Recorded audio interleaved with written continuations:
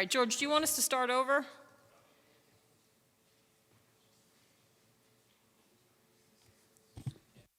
George? Yes, okay, Would you like us to start from the beginning? if you wish. Okay, we'll do that so you can record it, okay? Okay. You're good to go? Yes, recording. All right, thanks. All right, welcome everybody to the Thursday, March 9th, 2023 Town of Monroe Planning Board Workshop Meeting. Noreen, would you please do roll call attendance? Bonnie Franson, Present? Jeff Manson's running a few minutes late, Pat Shea, Still here. Nick Napoli, Present. Dylan Penn is out, and Robert Garstack. Here. He'll be And he's- filling in for Dylan. Thank you. Pointing out the fire exits, again, two in front of me, one the main entrance where you came in, and another one on the side. Let's all please stand for the Pledge of Allegiance.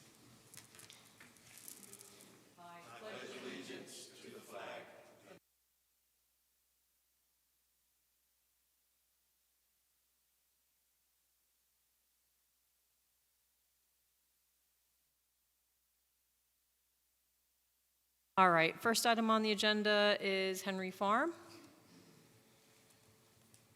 If you'd come up and state your name for the record. Evening, Jay Monroe, Bluestein, Shapiro, Frank, and Barone for the applicant, attorney. And Vince Peterzak. Thank you.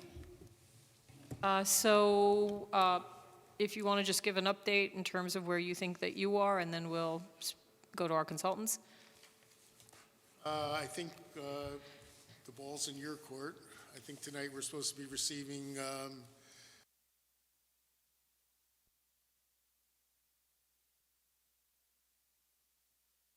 stipulation, and we'll wait to see what you have to present to us, and we'll review it, hopefully with you. Right. With that, perhaps we should start with Ashley, so we can get to status and where we are and any draft letters, et cetera, that we've been preparing. We did, I did prepare a draft letter of the board's initial review comments. As the board might remember, under the stipulation in the court action related to this application, you had a period of 3 months to do your initial review and then put together your initial comments. The scope of what you would require in order to do a SEQR review on this amendment application and identify what consultants you might need and the estimated costs for those consultants as well. I bring up the draft letter at this point. So we do have a draft letter that our attorney prepared with several exhibits. Do we have a hard copy or not at this point?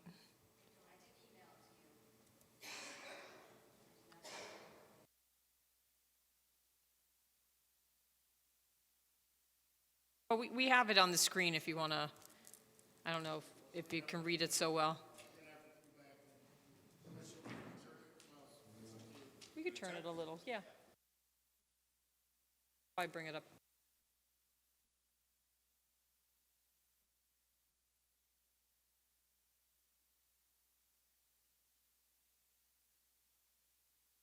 Do you want to paraphrase in general, or should we read through it right now? Shall I read it? If you want, I mean, the beginning's really just introductory, explaining that the board's reviewed the application for the past few months, and then outlining the purpose of the letter, which is to give those categories of information that I just described, the initial comments, scope of SEQR, and all that. And then the substance of it starts on the following page, outlining first the comments, and these are, I think, most, if not all, had been discussed, as we've been meeting with the applicant and you've been reviewing the project. So a lot of them were from Sean's memos or other things that the board members had discussed, filing them all.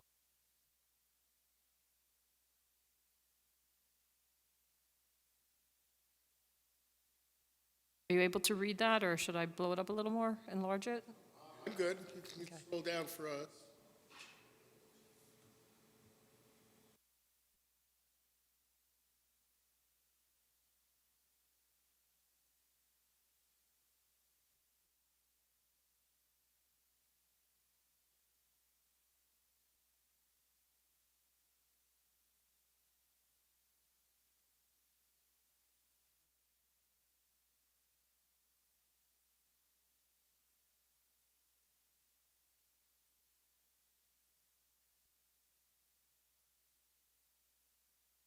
That's something that's been in the zoning since 2017.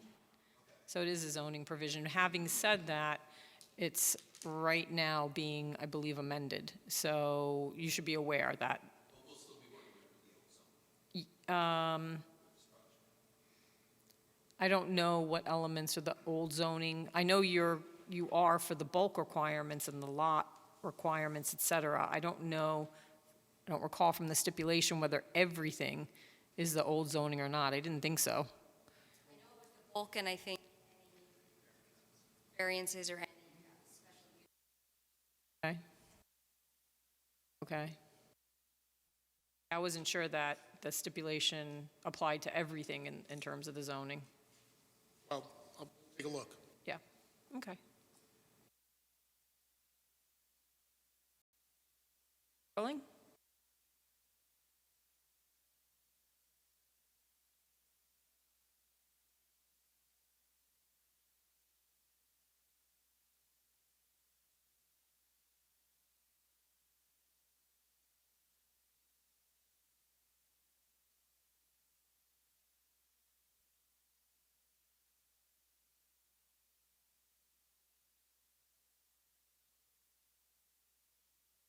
consistency analysis under seeker.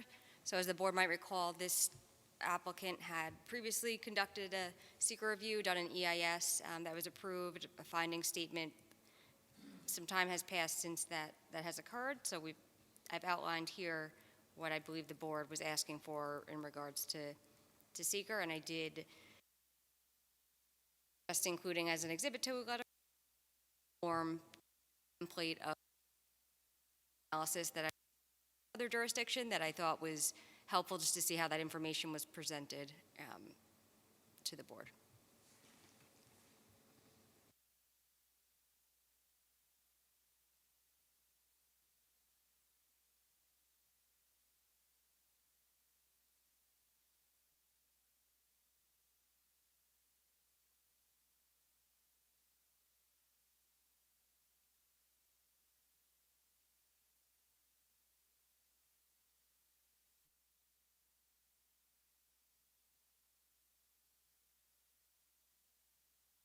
Was then identifying the consultants that the board would be using for the project. So at, I think, one of your last meetings, you had made a referral and asked your outside consultants to give proposals or budgets, their estimated costs that it would be to perform the review of this project. And two of those consultants, your wetlands, ecological, and hydrogeologist, they gave fairly detailed proposals, so I was including those as well as an exhibit to the letter, just so the applicant could see what's involved and what's excluded, included, that kind of thing.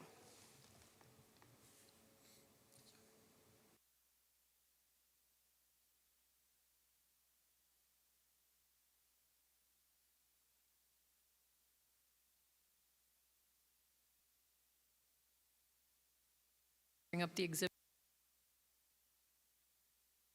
So the exhibit A was Sean's prior memo, so I don't know if you want to bring up that one at this point or just move on to the next, since I think that was reviewed at the last meeting.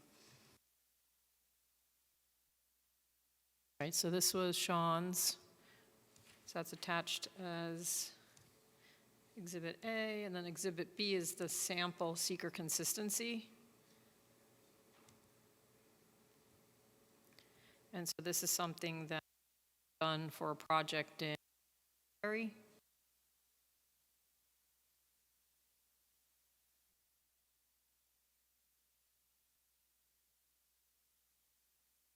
I think it just goes through a comparison.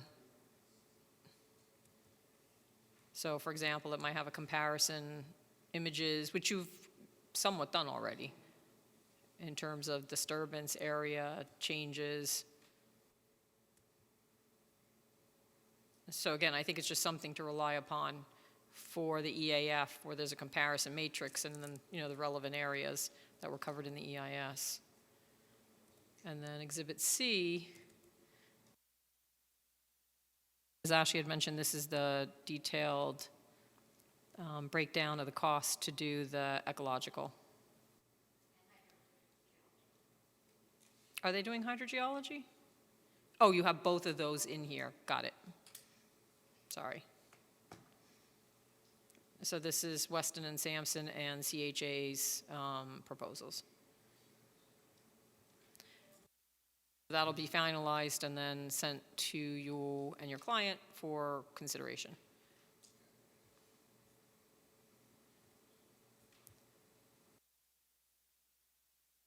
With that, is there anything else, Ashley, that you wanted to go over? Just if the board had any comments, anything additional, any changes they would want to propose? I think the only thing with regard to the ecological is the one species that was added was a northern long-eared bat since the time that the original EISs were done. And it's probably going to be the same as Indiana bat. So if you already did that, I'm sure it's an update for the most part, but I think we need to touch upon that because that was a species that was not identified previously and now is. Under the section discussing seeker, is to provide an updated Right. wildlife about species, so I think that would probably cover. Did we do an NOI again for this? We did, right? Yes. So did we get anything back from DEC, a DEC letter at this point? Yes, we did. Did we get one? Okay.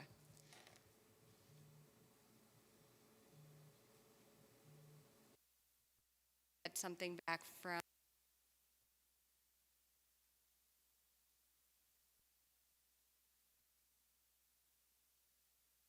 So this went through. Their letter does mention the northern. There you go. long-eared bat. Right. Okay.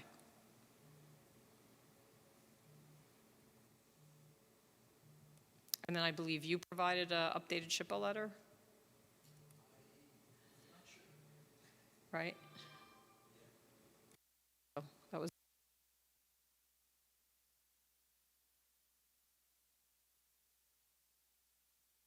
Sorry, I hear just something buzzing up here, so I was trying to figure out what it was.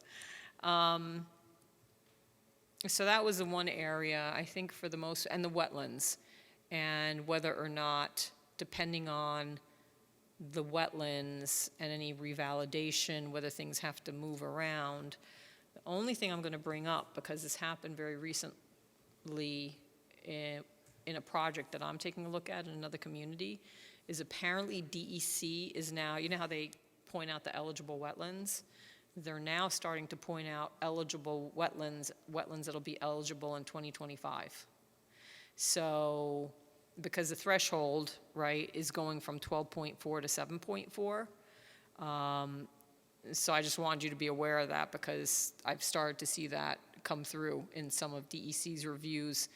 I don't know whether that will happen or if you already got the revalidation. It may not matter, but I'm just letting you know because I was kind of surprised to see that already because we're still 2 years off. But that'll be addressed as well as part of the comparison. And then I just definitely want to do a site visit at some point. I don't know how easy it is to get into the site. In terms of woods, is it very brushy, shrubby, or? Okay. Some trails that you can access, but you definitely need to wear boots, Okay. like knee-high boots. 'Cause Okay. There are wet, the trails go through. Okay. All right. Unless you want to traverse up. Is there a way to get down from the road that's up at the top that you're connected to? You were going to do the water. Yeah, off Steep hike. to get down. Okay. It's Better that. off coming off of Lakes Road. Okay. And then did we resolve, we had a question about the location of homes and whether some should be introduced to the end of the cul-de-sac or not. And I don't know that we ever moved on that. Do you know where we were on that? I know we had reached out to the town board. I don't know if we got a definitive answer back on that. Okay. Yeah, because it might be nice to have houses up there, but then of course, it'd be a conversation with the town board and with your client in terms of whether that makes sense. Sean, did you have comments for today? Not for this evening. Okay. So, planning board members, do you have any comments at this point? Nothing at this moment, no. Okay. Nothing here. Okay. anything you want to bring up besides that, Sean or Ashley? No? Okay. There's nothing new submitted for this month, just working on the letter to Right. respond. So we had an estimate for Karen after all is said and done? Okay. Okay, very good. So I think that's where we are at this point. So what do you envision the next steps? You'll go back to your client and, Well, Ashley tomorrow, I'm assuming, will sign the letter and get it to me. Authorize me. sure. So I'd like to make a motion to authorize Ashley to finalize the letter to the Henry Farms applicant as will be amended. May I have a second? Second. And Noreen? Nick Napoli, Aye. Bonnie Franson, Aye. Pat Shea, Aye. Robert Garstack. Aye. Thank you. Okay, motion carries, so that'll be sent to you, and then I guess you can also consult with Ashley in terms of next steps, too. And So the next- the applicant has, I believe, We have 30 days to make a decision as to whether we're satisfied with what the planning board has. I believe pursuant to the stipulation, since it's with the town, we have to communicate to the town board. We'll obviously communicate it to you. If we have, my anticipation is if we do have issues and we believe they're easily resolvable, we're not going to pull the plug on this, but one of our options under the stip is for us to opt out. Not looking to do. Understood. not Right, to go back to court, So et cetera. I'm not, we'll wait for the reaction, we'll wait for the feedback from our clients, assuming if there are minor things, we'll try to work them out. If there aren't, and our client wants to opt out, that's their call, but I'm really hoping that we're back here as soon as we can. And does it make sense to maybe start scheduling a site visit within the next 30 days to just keep things moving? Do you want to do that, or does it matter to you? It's up to you. Okay, I mean, I'm not going to be there. okay. Why not? I'm out of here. my only thought is you'll probably want to know, so I'm sure Karen would want to go on the site visit and perhaps your other The consultants, and we consultants. won't So you know. want to know that they're Yeah, going to be, It might be best if we wait, okay, because I don't have authority, I can't speak for my client today, Okay. and they haven't seen anything yet. So Okay. I would suggest we wait on that. okay. Okay. And they'll be warmer if we go out. All All right, right, yeah, hopefully. All right. thank you. Thank you. All right, thanks much, appreciate it. Have a good evening. All right, next item on the agenda is 17M Executive Offices. Good evening.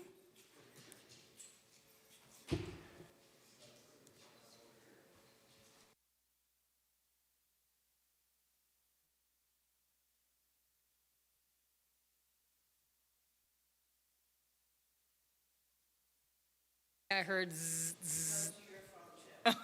So it was like, it was a lot of buzzing suddenly.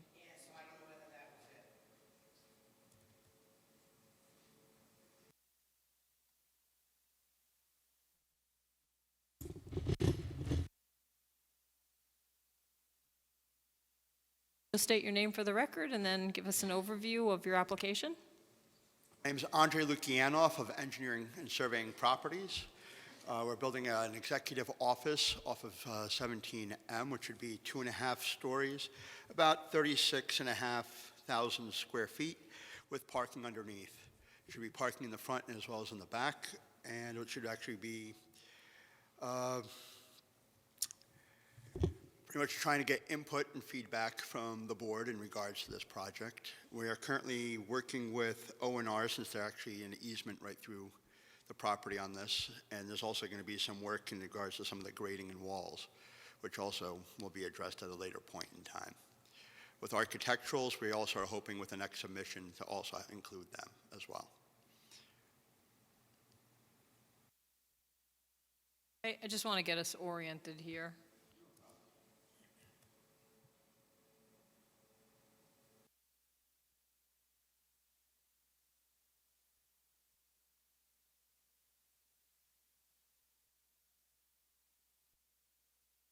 You're on 17M.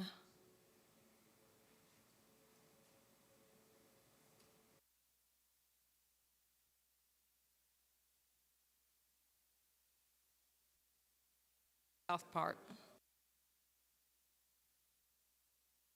Right here? Right in that,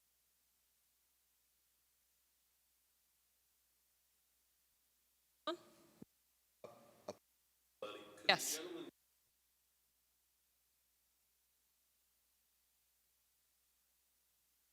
Sorry about that. I didn't know either.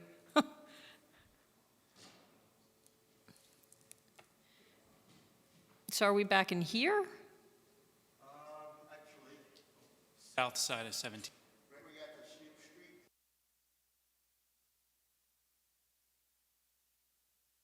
That right there. Okay, so this one in here.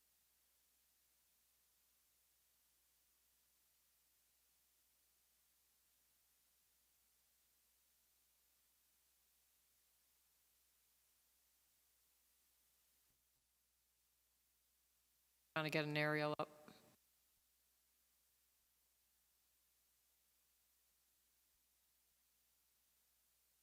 You said it's this parcel? correct. All right. Okay. I guess we'll go to consultants. Sean? Sure. So for access, the parcel gains access from an existing curb cut on 17M. The lot is oddly shaped, that there's a small piece to the west that touches 17M that has improvements with an easement over top of their parcel to serve another parcel that it wraps around. If you want to zoom out.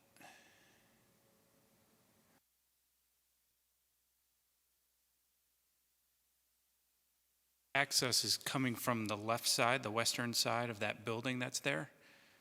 There's existing pavement that serves that building, but they're looking to attach the new pavement to the existing, therefore not doing any improvements within DOT's right-of-way at this point. Drainage is not shown, which I assume will go to DOT, but so at this point, I'm suggesting that it be referred to DOT once the drainage is shown, despite there not being any improvements, access improvements within the right-of-way. I had just a cleanup comment on the bulk table, also looking for some type of calculation for the coverage that's shown. It looks like you're getting pretty close to the 65% max. And with regards to the parking, the code has two different calculations, one space per 200 square feet or 2 spaces for every 3 employees, whichever is greater. The applicant's calculated it for both, but, has only calculated it for the 1 per 200 square feet rather than calculating for the 2 spaces per 3 employees. So that'll have to be updated. There's several easements, including the O&R easement that Andre had noted. So just looking to make sure that the meets and bounds are actually shown on the plan, as well as to whom each easement benefits. I had some questions with regards to the grading and the retaining walls shown right up against and within the existing O&R easement. So obviously we'll need some feedback from O&R on that work. Is that the easement here on this? That's correct, Okay. yeah. So if you'll see to the northern part, they're showing grading within the easement. On the southern part, there's retaining walls right up to the easement line, but I question whether or not there's actually going to be improvements, the footing of the retaining wall within the easement or any other, reinforcement in the easement. Do you have a retaining wall that's going to be about 20 feet here? Ballpark. All right. Water and sewer. So the lot is within Orange County Sewer District Number 1, so they're able to connect to the county sewer system. However, the applicants noted in their EAF that they're looking to tie into Water District 8 that the town owns and maintains, except it's not adjacent to or within the existing district. So that'll have to be extended in order to serve the site. with regards to water, I just want to make sure the applicant's aware that there is no fire flow from that water district. I don't know if you're going to need sprinklers yet. I defer to you on that, but I just want to make you aware that there is no fire flow available in that district.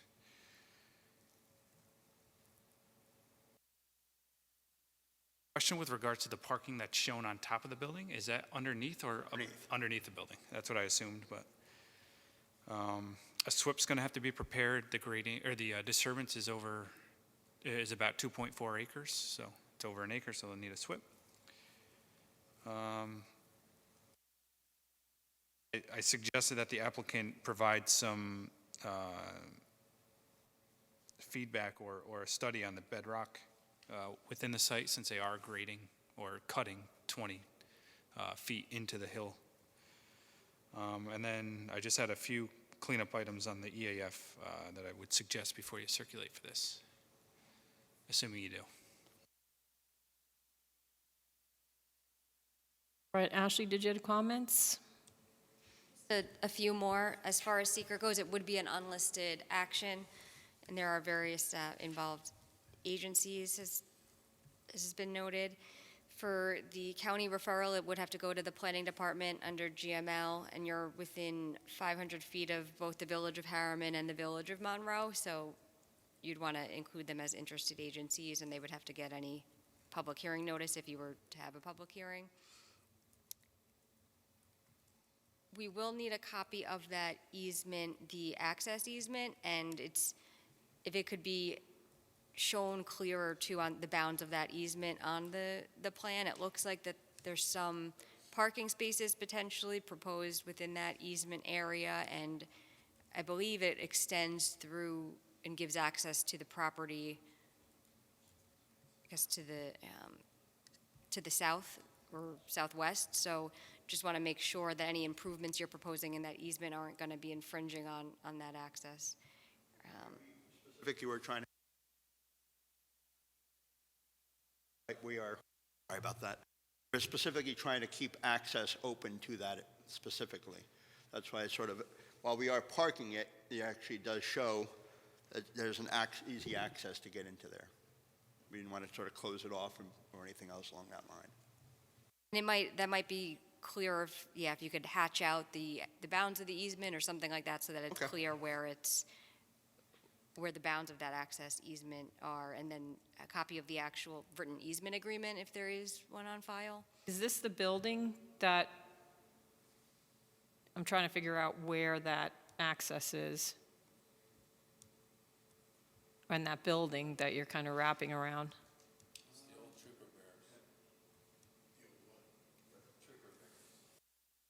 Isn't it this one or no? Is it That one this? right there. Isn't that the one that came in? Is that where the chiropractor is? I know Snoop came in. Yep, that's that one right to your left, actually. Yeah, so this came in for an office, and they haven't, that's David Nemeco's, right? Bless you. Thank you. And then this little one came in, potentially, but they went away. And there was a gentleman here who wanted to store cars or do something with automotive. All right, so you're wrapping around this one then? Correct. Okay, and then you're trying to keep access to some property that's to the rear of this also? Well, so keeping that access, yes. Well, I was just looking because, so there's the building, right? You're wrapping around? Mm-hmm.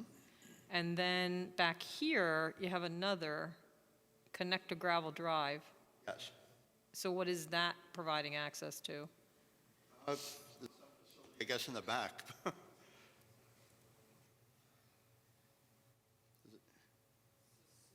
Street. Further back, you already see it, There's like how, this is, let me go up here. So that's for this?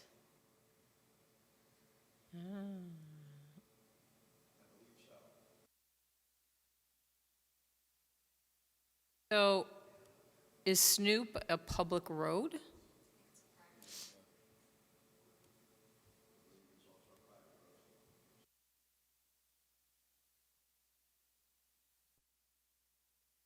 But related to that, so I thought maybe there would be a reference to it in the deed. The deed that was submitted, I think, wasn't complete. It might have been missing a page or two, so if you could resubmit the deed and also any easement maintenance agreement for that private road.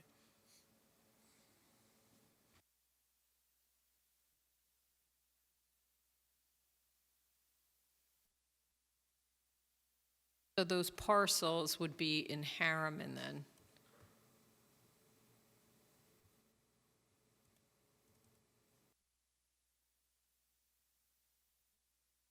Our parcel, there's a Cuomo and DePaula subdivision map. Maybe we should look that up just to see if there's, I don't know if it involves this property. Do you recall seeing a subdivision Oh, map, no. 7322? Number on it? It says 7322, and it says Cuomo and DePaula subdivision map. I don't know if it may have subdivided off this 9 from 10, but it's like right here in front of these two properties.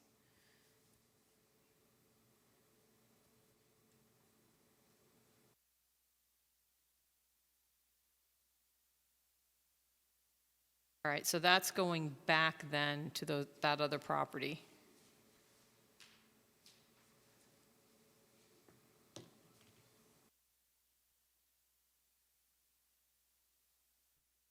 All right, board members, do you have any comments?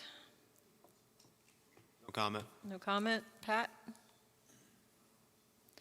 A road that's coming in, Yes. go up to that gravel driveway in the back. Do you plan on having access? That goes up to, I think, Orchard Hill Street, or, We're just doing it as a connector, just sort of keep that as it is. So that way we're not blocking their access. unimproved? Yeah, in essence, an improvement, yes. Yeah. But at the same time, we're not trying to do anything to block the access or anything else along that line. So if they need to go through to get to there, it's open to them.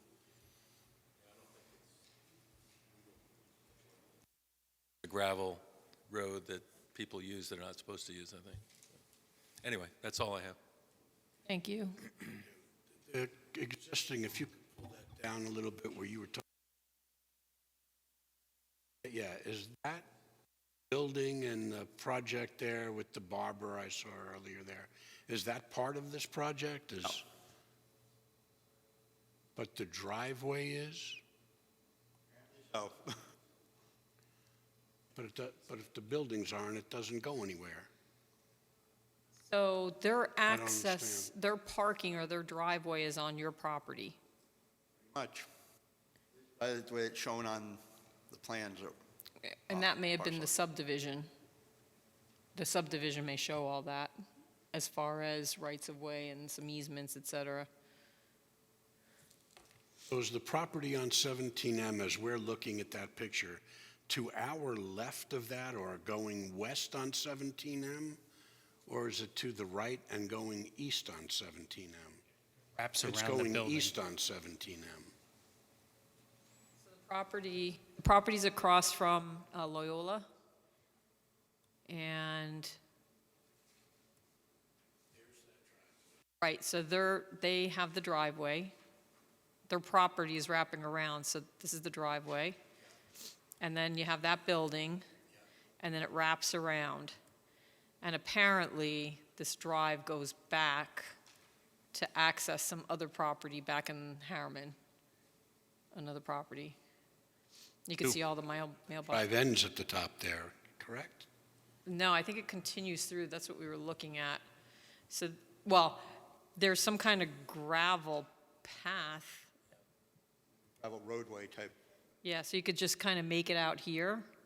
It's coming up by this little pond, and then coming to access this number 25, possibly this one as well, which is 35.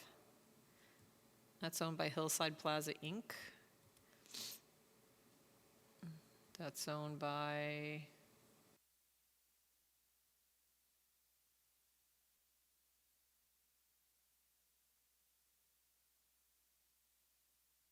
This is just a single-family dwelling that goes...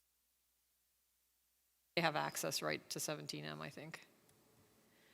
One of the things we've been talking about with this property in here that they're proposing to do another office, is that we'd like to see something that's a little terrain adaptive, possibly keep some trees in there.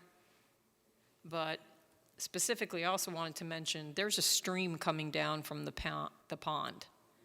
And you can even see here in this photo, that stream has at times blown out.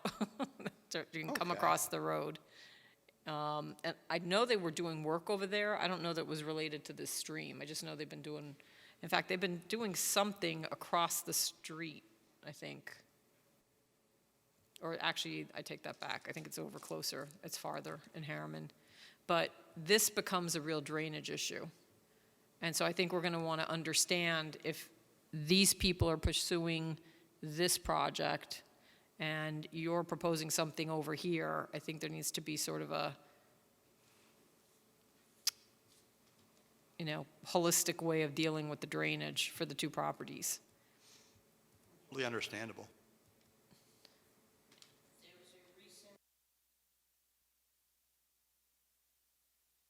Hasn't been back. Okay, Went to, regarding a water district, they were inquiring about that they were told to, so Helen Knickerbocker responded and said it's not part of the towns, that they had to go to the village of Harriman, I believe. I don't have the email, but I didn't connect it to that property till just now, okay, so I'll forward it to you tomorrow. okay. Yeah, and to Sean, to everybody, yeah. Yes, Bob? If that house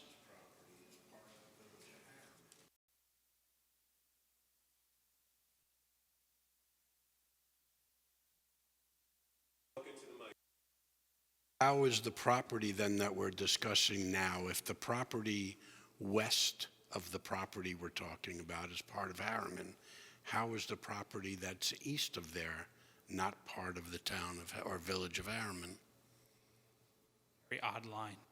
So this is the boundary here. So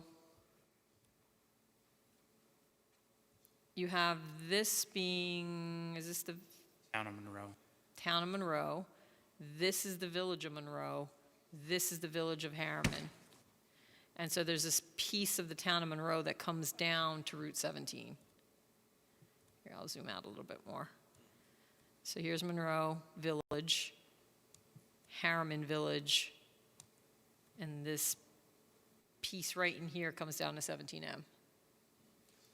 And they're on the south side of 17M, going into the hill. And then over here, I guess that's town as well, right? Because it's where the shopping center is, and then the townhouses, and, right. So that's also town, with this little narrow area connecting it to the rest of the town. Okay?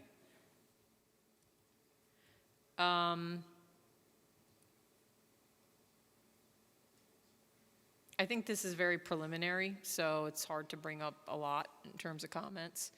Do you think there's enough here to start a seeker circulation just to get the process going, Ashley? Or should we hold off a little bit, get some more information? I think it's up to you. You can, if you want to start it going. If you think that agencies, bonds mentioned, you'll have everyone identified, and with those changes that were requested to the EAF as well. Yeah, you know what, let's hold off for a month. I'd like to get more research onto the subdivision and these easements and accesses, just to understand that, and then maybe we'll have some more comments on the layout. But as a general matter, I'm finding that a lot of these proposals are coming in maxing out impervious, maxing out, not putting a lot of landscaping in, and that's, our zoning talks about terrain adaptive, working with slopes. So, I'd like to see something that works a little bit more with the grade, if possible. So, but we'll take a look at this, and then we can put you back on the agenda, and then get seeker going. Good. Okay? An additional thing, the entity disclosure form, one of the sections, section B, was not complete. Go back over that paperwork and make sure that's all in order.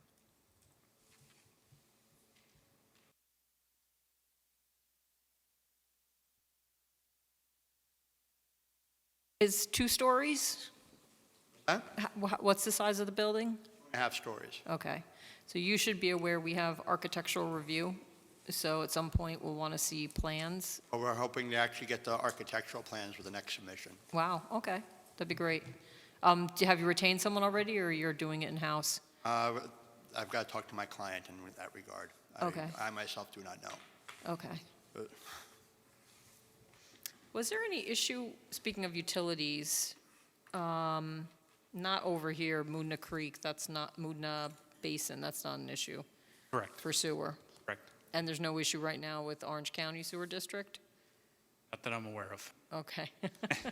Not today. All right. Okay.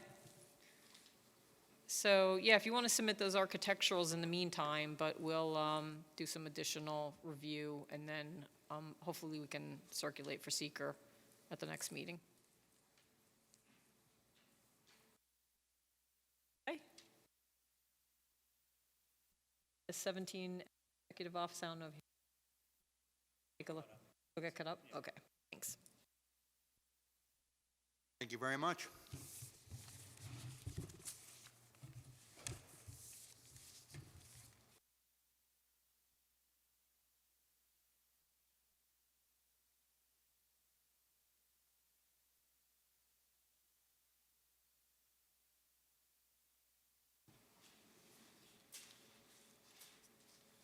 All right, next item on the agenda, Smith Farm Open Space D. Good evening. Hello, Vince Peterzak, Smith Farm. Do you want to give us an overview of where we are and what you've submitted, please? Yes, we submitted a grading plan which shows the original existing contours, the fill area that was previously approved with the overall project, and the new grading area that we're proposing for the additional fill that's on site. The fill consists of stone that's being taken up in the last phase, and the area we're showing is approximately just over 40,000 cubic yards, and we estimate that there's around just over 35,000 cubic yards of material. Over-designed it. Is this the plan, the correct plan from 228? Because this one I have in my, well, as I said, I got hacked, so there's, some of the stuff is old and some of it's new. But everything sometimes shows at 228 because that's when I uploaded it again. There's no improvements shown, just the grading. Just the grading?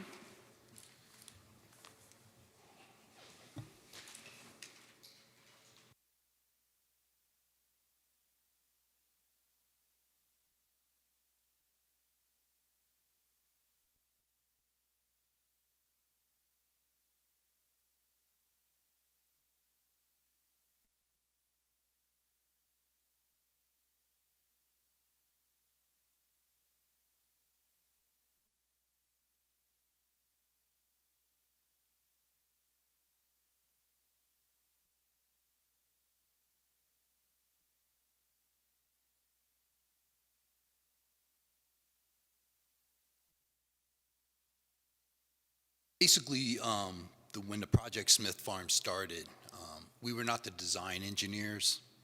We came in at the last minute because the client wasn't pleased with the previous engineers, and the village was pushing to get the project either completed or they were going to disapprove it.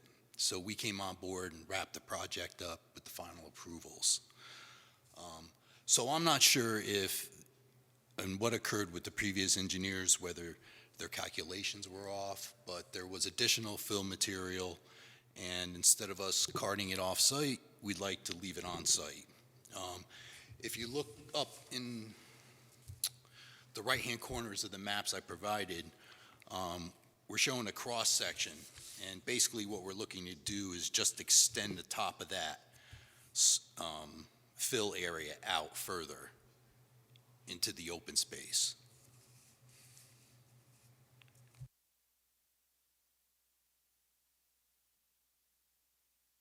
pretty sure all of it.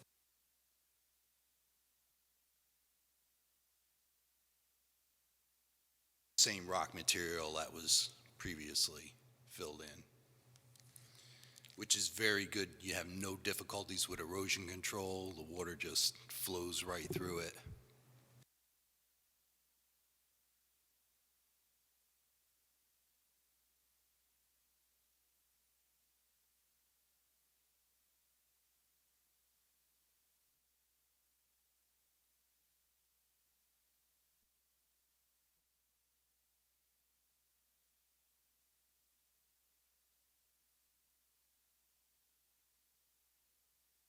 So on the aerial, where are we? We're all the way up at the top in here, would you say? Further up. Further up? Because it looks like this is continuation, right? Go on the other side of the power lines? Yeah, we're on the other side of the power lines. Up in here? Nope. Because these There's are a power clearing lines. there, right? See the clearing? This one? Yep. Okay. Yep. That is that existing fill area.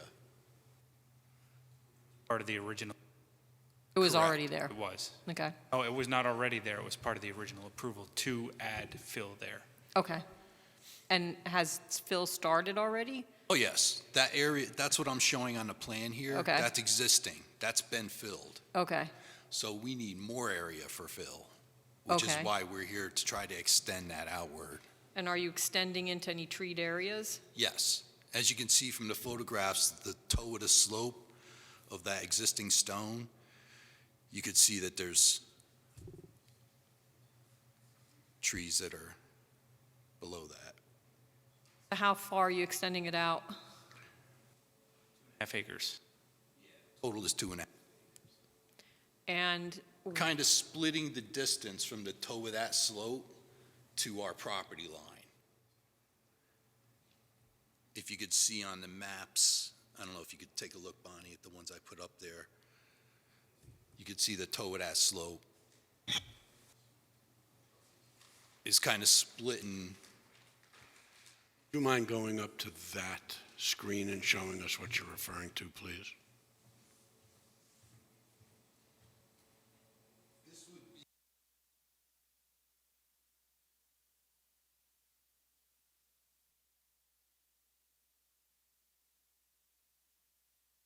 Line would be, oh, great. Thank you. Let's say our property line is here. We're looking to fill half the distance from where our existing fill is to where the property line is.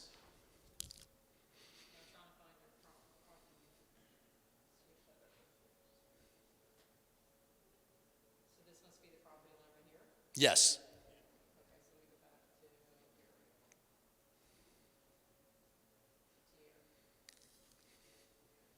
somewhere in here. Yes. So Saying we're you're good. doing about halfway. Correct.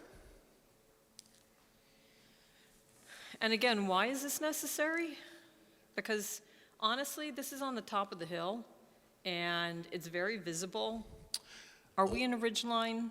I don't think if you I was see gonna the ask exist. about that. I think the application said you were in the ridge line, but I don't see the ridge line bounds drawn on the map, so I wasn't sure. Are you in the RPO? I don't know.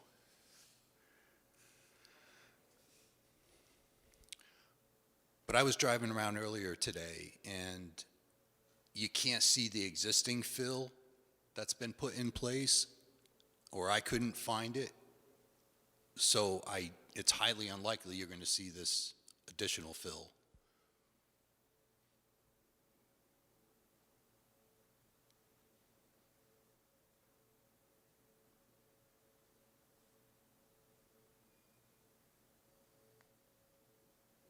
We're in here. I think this Yes. is the extension of the property right Correct. in It's here, that right? yellow right there. So it looks like they're just off of the ridge. Yeah, they might be coming down a slope.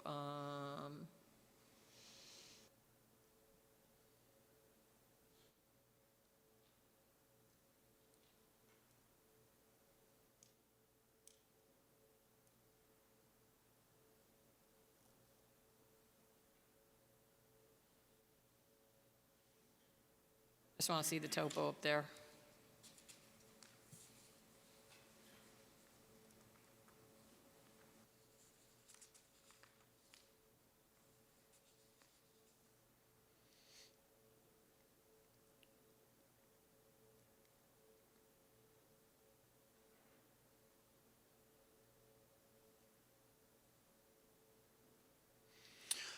I actually drove up there tonight, and you do drive up and over the hill and go down to the power lines below. So the high point is in front of this when you're going up to the project. You hit the top up here.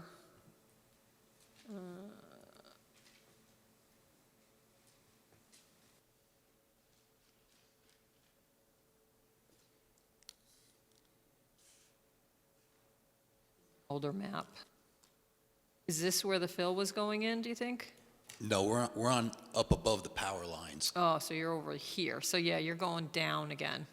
So this is, I think, the ridge right in here. Correct. That's what it would have been mapped. And so you kind of plateau, and then you're going back down on this side. And if you go back to that other layer, Which? the other layer, it showed a wetland? This layer? Oh, the one with the topo? I think so.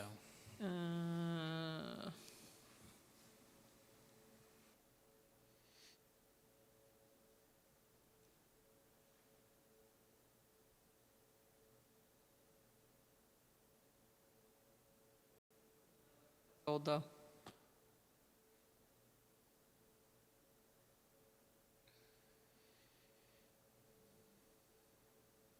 If you can spot that wetland, they're to the north of it. It's shown on the original approved subdivision map. You can kind of make it out in the aerials, the Orange County aerials.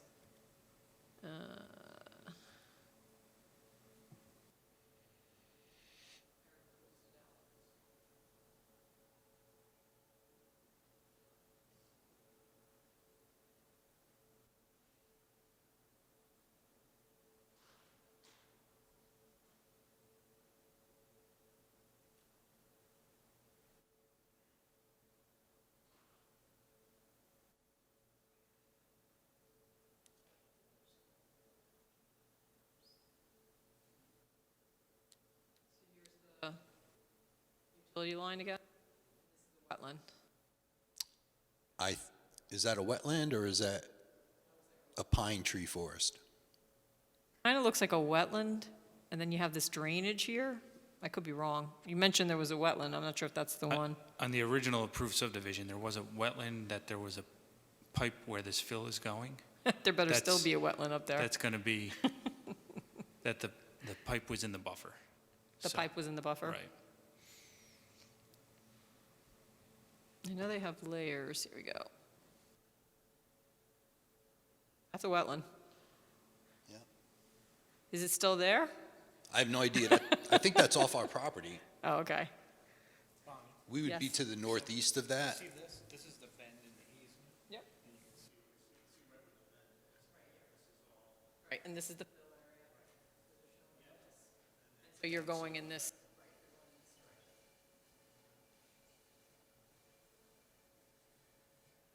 So, so originally, they didn't anticipate this much of grading and removal? Correct. I'm assuming so. Okay. Because you were not involved in the original engineering? That Correct. was, I forget who it was. I don't I don't- recall either. I don't have the plan open. I forget who did the original engineering. It The wasn't one Lincoln that, the one that Tully. was approved was Peter Zeckenfeld, but you came in at the tail end, Correct. you said. Okay, got it.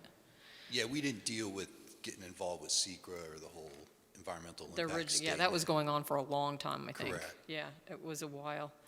All right, so honestly, I guess, let's go through comments, and then we can all provide planning board comments. Let's go through our consultants' comments. The first big comment, I suggested that the applicant update the plans to show the improvements that were approved in this area. There were some drainage, some roadways that were approved that they should be added to the plans. Adding the clearing limits, as we've already discussed. I had asked for clarification on the existing fill noted. Then I looked at the subdivision plan and never updated my comments, so that's number 4. Suggestion based on the clearing limits that the applicant look at a visual analysis, since based on the topography of this site and how high it is relative to the rest of the land around it. An amended SWIP will have to be prepared for the application based on the additional drainage or grading, as well as the changing curve number, which is basically the cover of the site from trees to now more or less meadow, as we'll call it in the SWIP. Studying that to see if any additional stormwater mitigations necessary. Then I had some comments with regards to the erosion sediment control measures that are proposed, and then suggesting that the board discuss with Ashley how to proceed with SECRA, given that the Village of Monroe and the Town of Monroe are co-lead agents on the original application. So, I had. Thank you. Ashley? As far as, before talking about seeker, you might recall that I think a year or two back, there was a different site plan application for this area seeking to construct a pool. So I think I did see an email at some point from you saying that was withdrawn, but I'd asked that there be, a written letter just in the file formally withdrawing that, signed by the applicant. As far as seeker goes, it was, I believe the village was the lead agency, and then the town and village planning board issued a joint finding statement. So when that pool application was before you recently, what you did was you referred it, I believe, to the village planning board and struck up a conversation with them as to how you were going to proceed with seeker, because they were technically the lead agency, but the improvements or the changes are proposed all within the town, not the village. So the applicant had went to, I think, a village planning board meeting and was going to be proceeding with them, but then that hasn't progressed any further. So I think you would probably do the same type of coordination with the village to reach out to them and about this now new change and figure out what framework makes the most sense, because things as far as overall project site-wise, stormwater-wise, things that were studied in the original seeker that are now possibly changing should be updated. Thank you. Comments? No comment at this time. So one of the things I'm wondering about is, I understand for now the approved site plan for the pool and whatever recreational facilities that were going to be up here are being abandoned. Or is that not? That's incorrect. Okay. We made an application, not that, to put a pool up there, but that was not part of the original approved Right. project. That was Okay. that was a more recent submission. Yes. Once this is all complete, and if this went forward and this became the new topography up here, it looks like you'll have an even larger, relatively flat space at the top. Is that also with the thought of eventually doing something recreational up there for the development? Or is this merely just an opportunity to keep the fill on site? Well, if I remember correctly, the approved plans had all the open space. They allowed the recreational uses of the open space areas. So yes, it would become recreational probably for the development in the future. Okay. Right, I understand that. I guess one of the things I'm wondering about is the runoff off primarily the face of this heading towards the property downhill, owned by 19 Court Street Associates. Because I see along the sides, like where the property for Guarino and McKenna is, and as you're on the near side heading back towards the Smith Farm area, there's some drainage swales that are being proposed that lead into the sediment traps. But between the two sediment traps, I'm you're going to have this long sloping face, and then it's going to continue to slope down at less of a significant grade to the 19. Do you think there's anything that might be required in there to help either channel stuff into the sediment traps or keep a lot of sheet flow from running down to the adjacent property? Actually, I don't think the sediment traps will be utilized at all with the stone that's getting put in this place. There's actually no erosion that's happening from this material. We put them on a plan because they are required. They need to be there, but I don't think that they're going to be utilized. I don't think there's going to be any runoff from this stone whatsoever going off-site. Okay, those are my We can questions. easily put swales at the bottom, diverting it towards those on the next set of plans, just to verify everything and then make sure there's no difficulties. Just something to consider for when you're working on the SWIP. Yes. Pat, any Have an idea of the increase in height from where it is now, when you have all this fill there? In other words, is that going to raise the level of the property 10 feet, or? Well, what we did was the existing fill that was originally approved, we're extending the top of that out. So we're not raising it any higher than that elevation. And that's going to vary. You could see in the cross-section in the upper left, it's going to vary basically from 0. It's going to get larger in the middle, but then it's going to go back towards that fill area. So it'd be the same height as the fill? That's in is there? place right now. Okay, Correct. that's yes. all I have. Yep. Bob?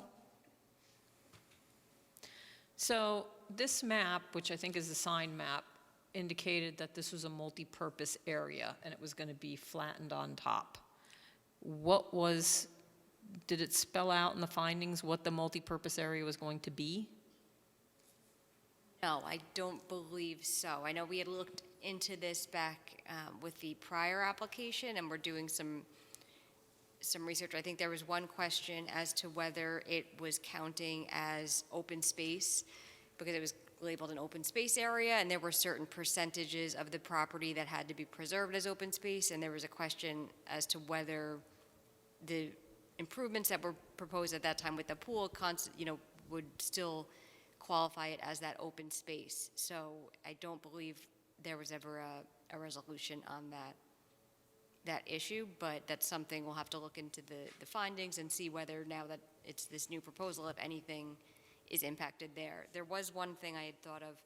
I know originally there was a water tank in this area, and it looks like you're no longer proposing that. The findings did require an agreement with the village in order to not construct that, so that's something that'll have to be addressed. It looks like they showed the water tank down in this area, but That is correct. right, but that wasn't required, and ultimately, you didn't need it. Yes, that was abandoned. Right. Correct. The other thing I'm noticing on the approved plan is the maximum height was supposed to be no more than 890. And it looks like the top of in the drawing, it's 896. That is correct. They went 6 foot too high. So is it 896 proposed, or it's 896 already? It's, the existing fill is at 896 currently, Okay, and that's what we're proposing to carry out. all right, so you're adding then 6 to the more feet. sides? Correct. Okay.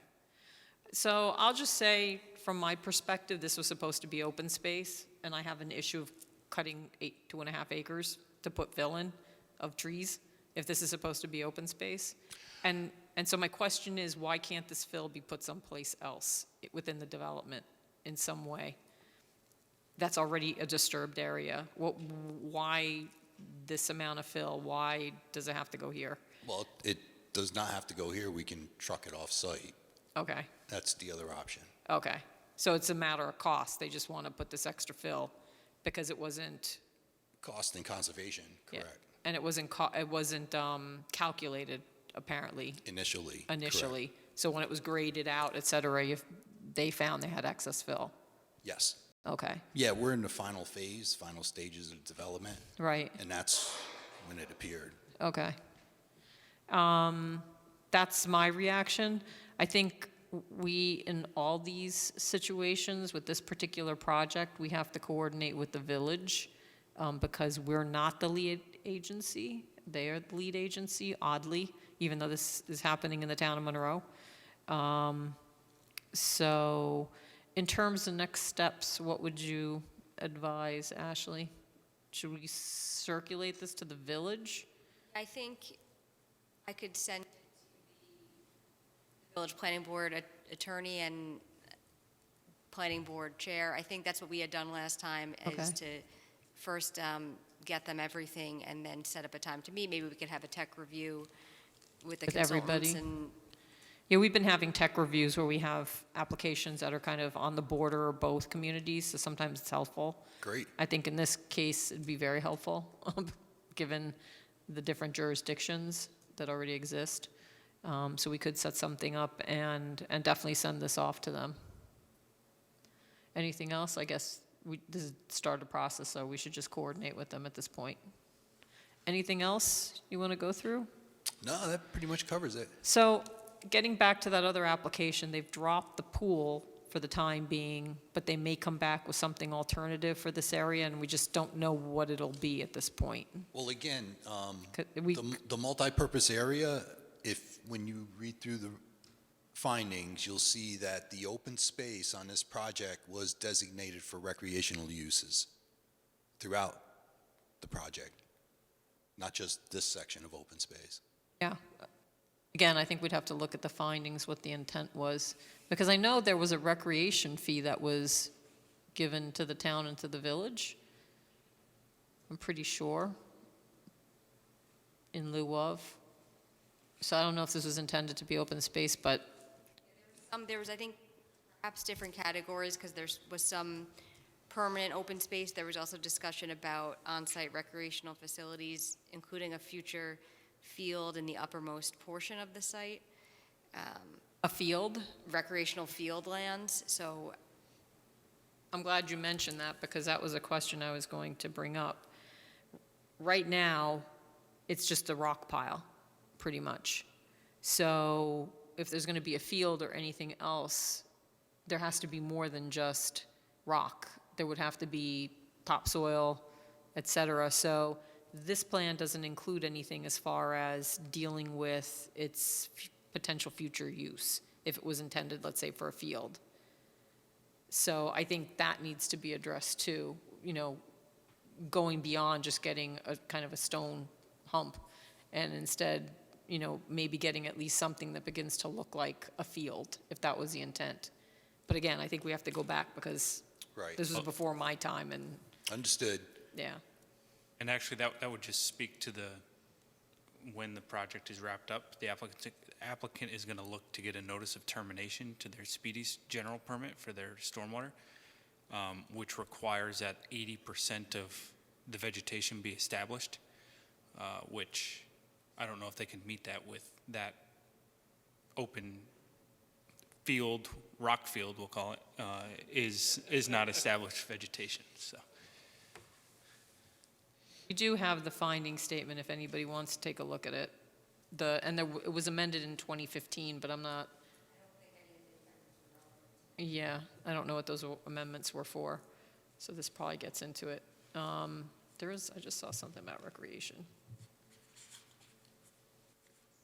But we'll take a look. Jeff, did you want to? Yeah, I'm curious. I know with any of our projects, we have the right to visit the site. Is it feasible to get up into this area of the project at this point? Oh, yes, it's In this very stage of accessible. construction? Yes. Okay. And the I just- views are phenomenal. I Take just a kind of feel camera. like it would be good to get up there and see what we're dealing with. Yeah. Does that land up there is private property? So if there's a field, it's going to be for the benefit of just this development, not the town? It wasn't Correct. intended to be? That is Okay. correct. Okay. All right. Any questions of us, or? Nope, thank you very much. Have a great evening. Thanks, Vince.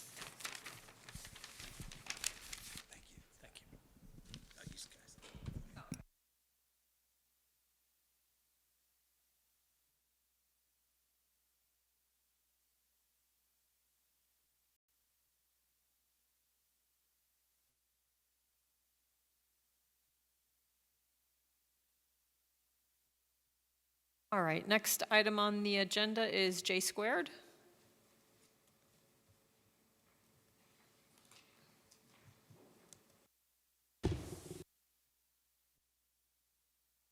State your name for the record.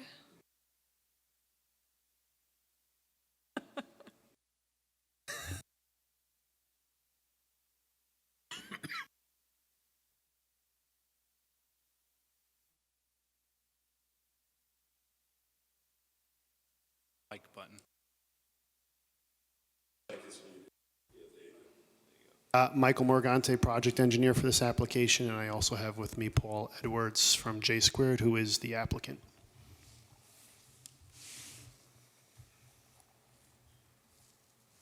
Sent over the resolution, correct?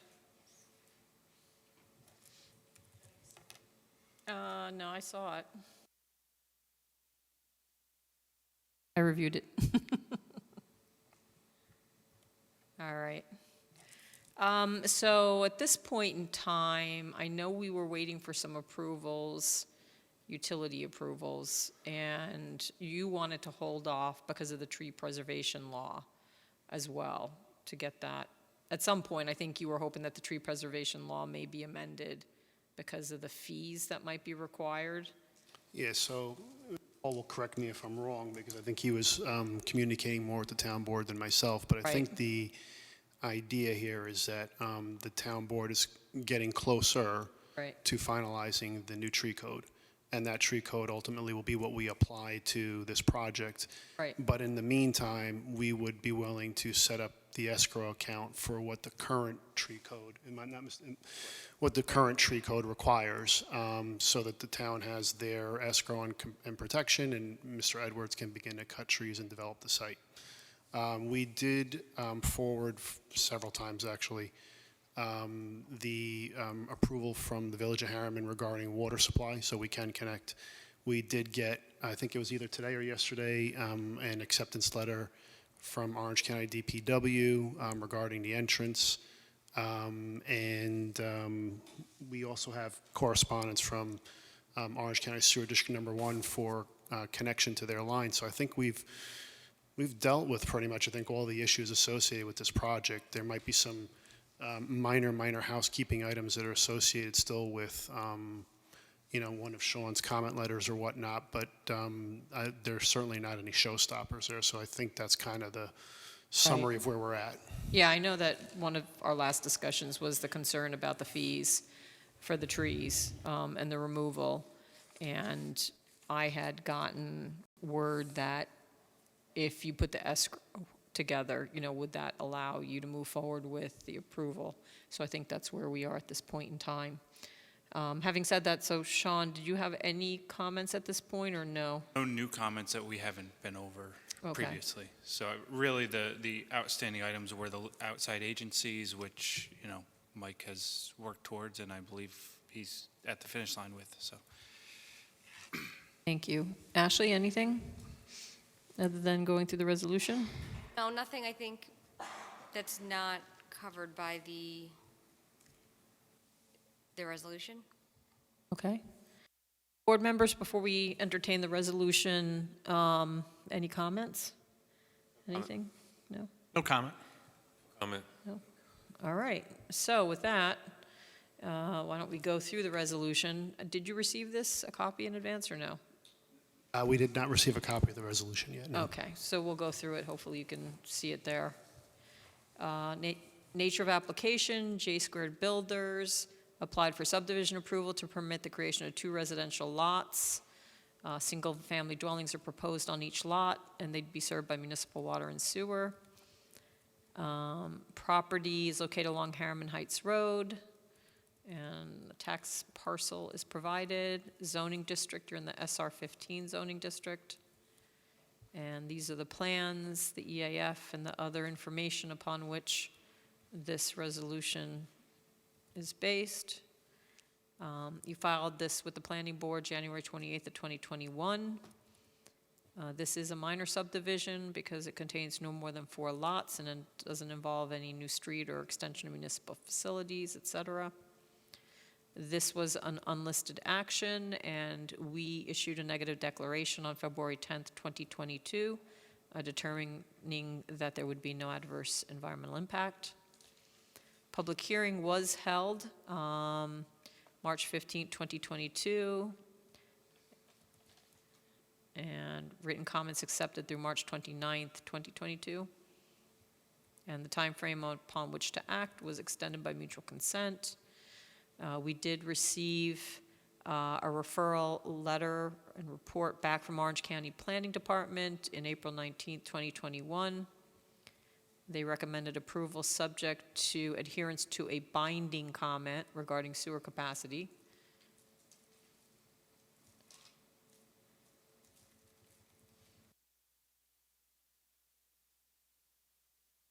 And this was not relevant because they're not in the Moodna Basin, correct? Correct. Right. And then there were several advisory comments regarding lead agency, spills, environmental constraints, driveway locations, steep slopes, and side setbacks, and we considered all of those. Orange County had no issue with the planning board being lead agency. There was reference to a spill incident, but that was over a mile from the project. Environmental constraints, you are required to adhere to the tree clearing restrictions, so if this is approved this evening, I assume the trees will come down between now and March 31st as required. The driveway location, that was a subject of much review, and Orange County DPW has signed off on it. We did go through the steep slopes, erosion control measures, and you do not require any area variance as a result of side setbacks. Findings, Planning Board has determined approval of the subdivision will substantially serve the public convenience, safety, and welfare, in that the land to be subdivided is such character that it can be used safely for building purposes without danger to health or peril from fire, flood, or other menace. Further, the arrangement, location, and width of streets, the relation to topography of the land, water supply, sewage disposal, drainage, lot sizes and arrangement, and the possible future development of adjoining land as yet unsubdivided are all appropriate and consistent with the requirements of the master plan, official map, Town of Monroe subdivision regulations, and applicable zoning regulations, subject to compliance in full with conditions hereinafter imposed. Based on present and anticipated future need for park and recreation facilities in the town, project presents a proper case for requiring a park or parks. However, because suitable park or parks of adequate size don't meet the requirement and can't be located on the subdivision plat, Planning Board finds that this project requires payment of a fee in lieu of providing parkland to suit the town's needs. Public improvements, there aren't any, so no public improvement security needs to be posted. Therefore, Planning Board resolves to approve the preliminary and final minor subdivision application, subject to the conditions set forth below. So this is subject to the final engineering review and will not be signed until we receive a letter from the Planning Board engineers certifying that any and all deficiencies are remedied and that the plat is adequate for signature. Review and approval connection to the sewer district. Plat shall not be signed until such written approval is delivered to the building department. Oops. Subject to the issuance of a highway permit, work permit by the Orange County DPW. Approval is conditioned upon the Village of Harriman supplying water to the 2 subdivision lots. And then prior to signing of the plat, applicant shall enter into an agreement with the Village of Harriman. So they've indicated that they will. Do you have an agreement with them? I don't recall. You have the agreement? Okay. Owner of the lots shall preserve, maintain in good condition, and not allow the portion of the stone wall within the scenic buffer zone located, and not alter the portion of the stone wall within the scenic buffer zone located on the respective lot. Prior to the signing of the plat, scenic buffer note on sheet number 6 should be revised to add, including preservation, maintenance of the stone wall within the scenic buffer zone. Note shall be added to sheets numbers 3 and 7. Prior to signing of the plat, applicant shall place all required map notes and notations on the plat sheets that will be recorded in the Orange County Clerk's Office, including but not limited to standard notation notes and then erosion and sediment control notations. Tree plan note on sheet number 3 shall reflect that the tree plan consists of both sheet number 6 and sheet number 7. Prior to signing the plat, tree preservation note on sheet 6 shall also be added to sheet 7. Applicant shall execute a restrictive covenant in such form as is acceptable to the planning board attorney, requiring compliance with the tree plan, the town of Monroe preservation law, and setting forth the lot owner's obligation to preserve, maintain in good condition, not alter the portion of the stone wall within the scenic buffer zone located on their respective lot. Restrictive covenant shall be filed in the Orange County Clerk's office simultaneously with the plat, and proof of such filing provided to the building department prior to issuance of a building permit. And then the deeds shall reference the restrictive covenant. Prior to the removal of any tree, applicant shall pay to the town parkland account a fee of $750 per tree, which is being removed and not replaced, excluding trees determined to be dead. Applicant shall comply with DEC tree removal restrictions to avoid impacts to the northern long-eared bat, and that's reflected in a map note.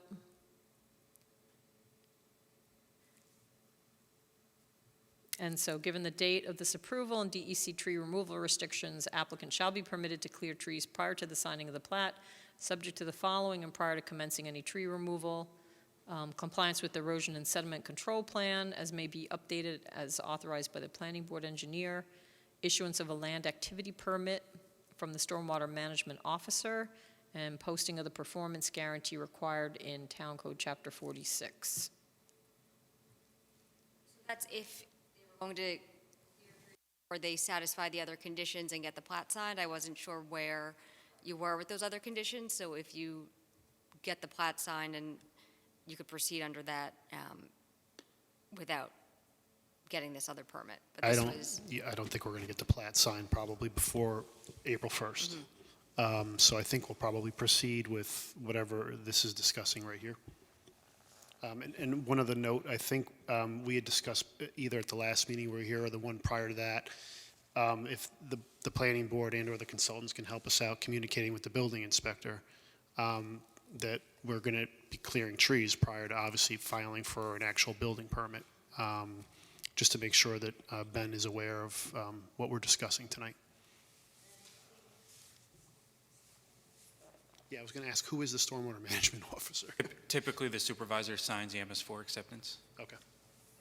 Is he the SMO? I don't know if there's one actually. Okay.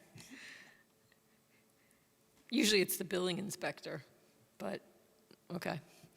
Approval relies upon drainage study, other evaluation by planning board based upon the house structure shown in the plat. No building permit for house structure larger than is shown in the plat will be issued unless a new drainage study is submitted and approved. You'll post that surety with regard to the trees. Bond shall remain in place for minimum 1 year. And again, that's all subject to whatever revisions may occur to the law. To extent mandatory public improvements under Town Code A6521-1 are not identified on the plat, such are hereby waived. You'll deliver payment prior to the signing of a fee in lieu of parkland, and that's as per our fee schedule. No building permit shall be issued unless and until the building department receives proof of filing of the easements, maintenance agreements, and deed restrictions. Prior to issuance of a C of O, applicant shall provide the building department with written approval of the water connections from the Village of Harriman Water Department. And then there're just a series of general conditions that you provide the copies and Mylars as necessary within 180 days of approval, conditioned upon all other approvals from other outside agencies and internal agencies. Payment of all fees and expenses. Fully completed entity disclosure statement signed, either sworn. So has that been up? There isn't a need, I don't think, to update the entity disclosure, is there? that's a standard. Just standard, okay. And then this approval expires 180 days after the date of the resolution unless the requirements have been certified or unless this time is extended in accordance with New York State town law. And we can extend it for periods of 90 days each if, in our opinion, the extension is warranted. Any comments on the approval, the resolution? Seems fairly in order at this time. Okay. Does the planning board, do you have any comments? Anything to add to this? No? All right. With that, would someone please make a motion that we approve the J Square Builders, Inc. Subdivision, preliminary and final minor subdivision? I do have one. Okay, Pat. All during the public meeting, there was a gentleman that lives adjacent to you that was concerned about view and all that sort of thing. And I'm just curious as to how that played out.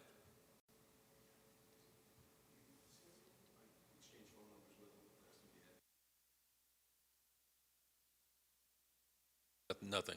I think they were supposed to each other. And I think we had selected some trees to Yes. not remove along that side lot Correct. line, right? Yes, we can, yep. Yeah. Right. I think your landscape consultant even reviewed that last plan, so I think it's pretty much finalized at this point. Right, that was my recollection. Yeah. That's how we were addressing it, so if we haven't heard from them, we haven't heard from them. I'd left the public hearing open for after you had, and Right. you hadn't received it. Yeah, I remember the gentleman because he had just fixed up his house, and I think he showed up at one of our hearings for Pilati Village, if I recall. With his daughter. Yes, yes. So, all right, so with that, again, may I have a motion? So moved. May I have a second? Second? Noreen?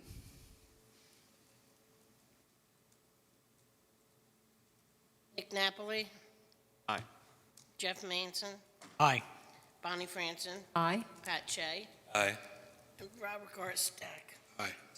With that, the motion carries, and the resolution is approved.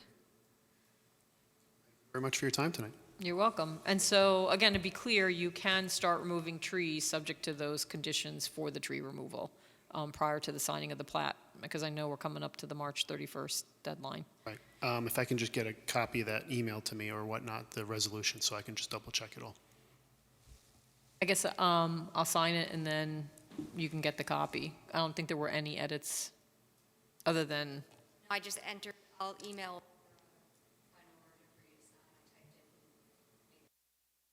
okay. I'll get that to you. Thank you.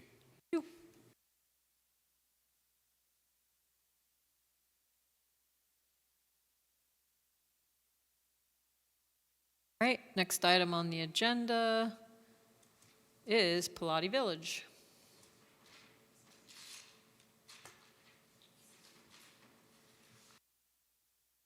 So I was not at the last meeting.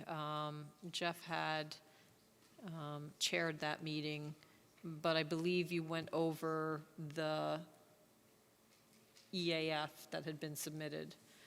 I know that I myself had looked at a resolution for a negative declaration. So where are we in the process at this point? Was there additional follow-up? So if I recall correctly, Jeff that night, acting as chairman in your absence, had made some comments that we're going to actually take care of as it relates to when we come back for final site plan approval. Again, good suggestions, some minor housekeeping items, nothing that would significantly change the plan. I think that the board, I think there were two alternate members here that night. There was, I think you yourself were missing. I don't know if everybody had a chance to review this in time for the meeting, so I don't think there was a high level of comfort with making a decision that night. I think the board members essentially wanted to have time to review that seeker neg deck and be able to come here tonight to act on it, essentially. I know I had reviewed it, and I had reviewed a neg deck. And I think the one item, and I don't know if we incorporated it, was I did speak with Mike Grosso from DEC and asked him about, what measures, what could be done in terms of any water quality concerns that the residents had regarding Blythia.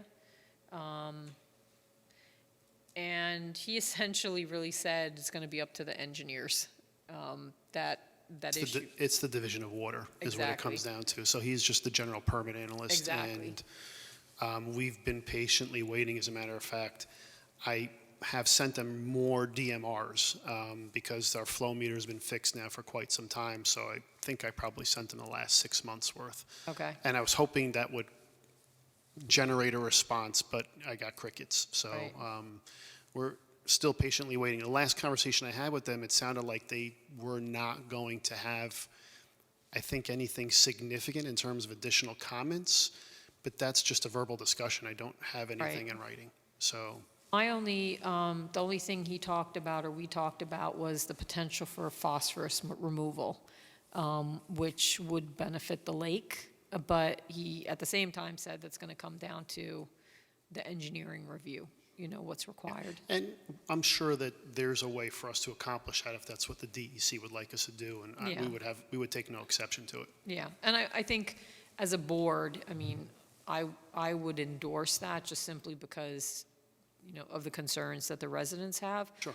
But I also acknowledge that that lake is small. It's probably silting in over time. I don't know that anybody is on central sewer over there, with lawns being taken care of and septic tanks and septic fields. I think not that this may not contribute to water quality, but there's other factors involved as well. 100% agree. Yeah. I would actually go further to say that I personally, having done a lot of work in that area, I know a lot of those septic systems from those neighboring residents, being that's like an old bungalow community essentially. You don't even have necessarily septic tanks or fields. You may have cisterns, dry wells, Pools. and they may be 50 feet or closer to the lake. And I can tell you that our project over the past 20 years has actually had a significant reduction, you follow what I'm saying, in flow that's been contributed to Blythea Lake. So if their conditions gotten worse, I don't see how it could be due to this particular project, being Right. that we're discharging 85% less than we ever have.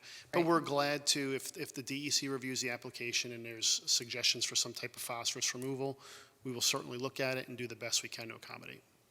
I think the only way that it could be worse is if the plant had been failing, which would be a different, In this case, it's a sand filter. yeah. So, there's not a lot of moving parts. Right. Water comes in, goes through the sand filter, Right. goes to the pump, and gets disinfected and goes out. So I can't really see that being the case. Yeah. And even though, and so we never had any DMR issues on that side of the road. So Right. we know that the readings we've gotten and the sampling we've had over the years has been accurate. Right. So And then the other facility is discharging to a wetland.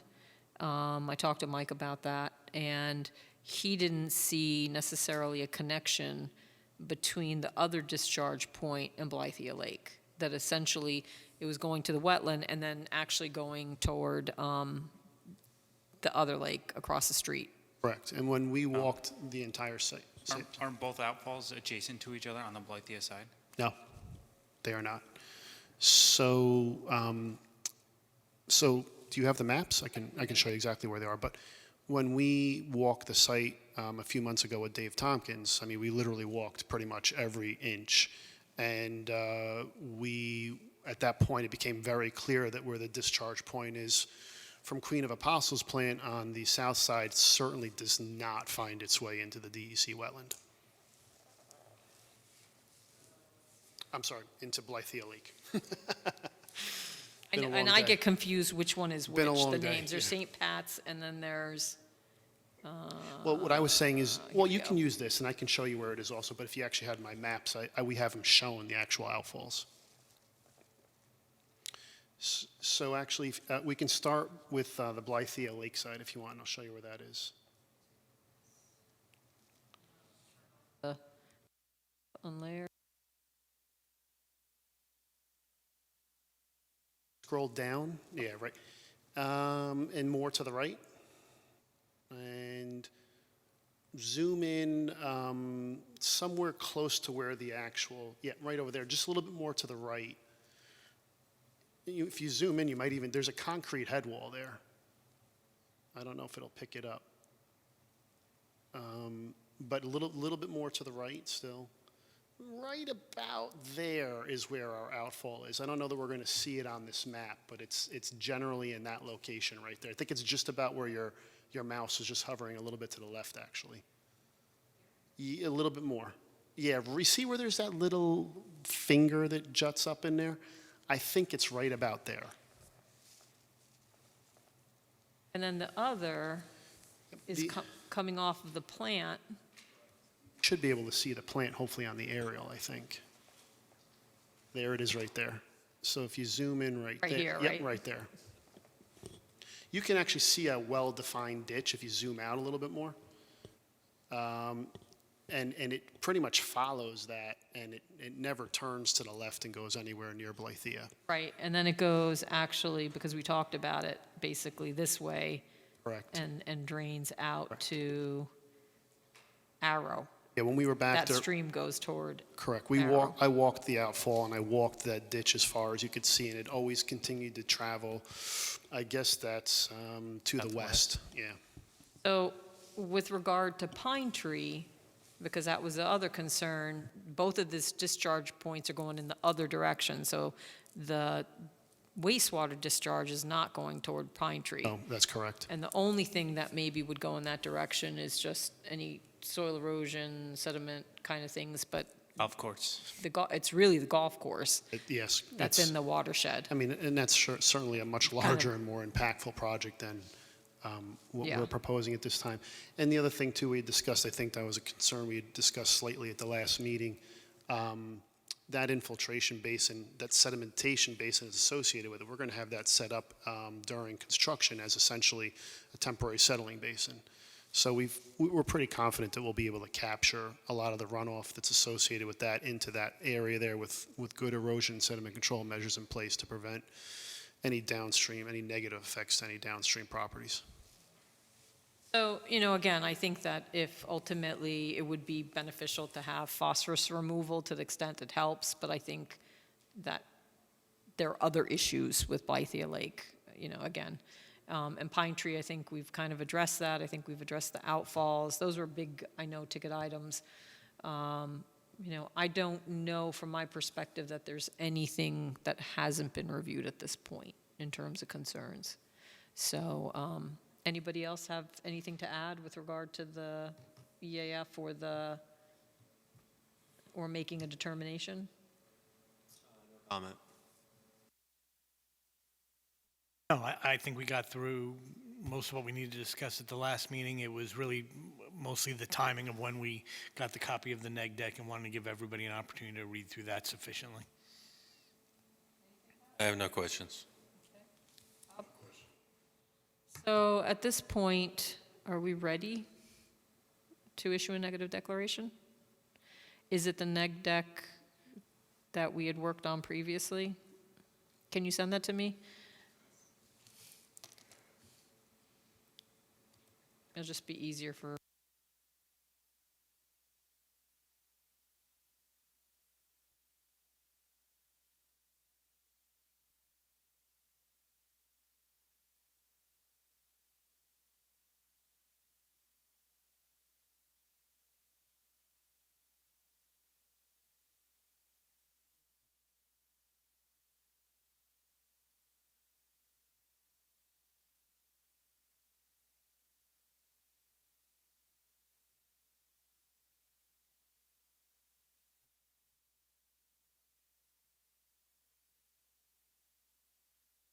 So I believe all the board members have had this already? Is that correct? Okay. So if everybody's had it, this is going to be very long, so I don't know that I want to read the whole thing. But let's just scroll through it real quick. So the action would be that the planning board is going to issue a negative declaration for the project, which based on all the submissions and changes made to the project, that the planning board believes that this will not result in a significant adverse impact and a DEIS will not be prepared. So seeker status was a type 1. We did coordinate our review. Condition and neg deck, we're not allowed to do one for a type 1 action. Description of the action, so this is the Pilati Village, construction of a 178-unit cluster residential development consisting of 100-unit senior housing complex and 78 units of mixed housing types on 89 acres. Applicant has petitioned the town board for the Conservation Cluster Residential Floating Zone. So this doesn't land the zone, this is simply the negative declaration, which allows the town board to take this up as far as whether they want to ultimately issue or land the floating zone. Yes, there is one additional step. You will have to also issue your recommendations as you had done with the Right. the Ryle Preserve. So, and we could discuss that. There were a couple of things, or a suggestion I had that something you might want Mike to submit before you do that, but this is the next step to get you there. Right. Okay. So we reviewed the Part 2 full EAF. We got a nice compilation of all the materials that had been submitted to date. Impact on the land. We addressed construction on slopes 15% or greater, bedrock, concerns, construction for more than 1 year or multiple phases. Physical disturbance of 21.1 acres. But this will be subject to a stormwater pollution prevention plan as well as soil erosion and sediment controls. And so here are the details in terms of how the project is managed so that it will not result in significant adverse impacts. So there's a lot about soil stabilization, erosion and control measures.